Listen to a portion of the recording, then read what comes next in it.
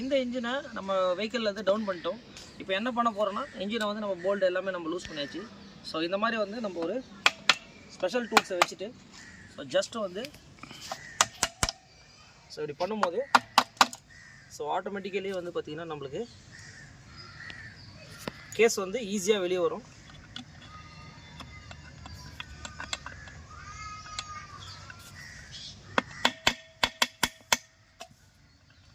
ஏன்னா பேரிங்ஸ் எல்லாமே வந்து பார்த்திங்கன்னா உள்ளே இன்க்ளூடிங் ஆகிருக்கும் நம்மளுக்கு.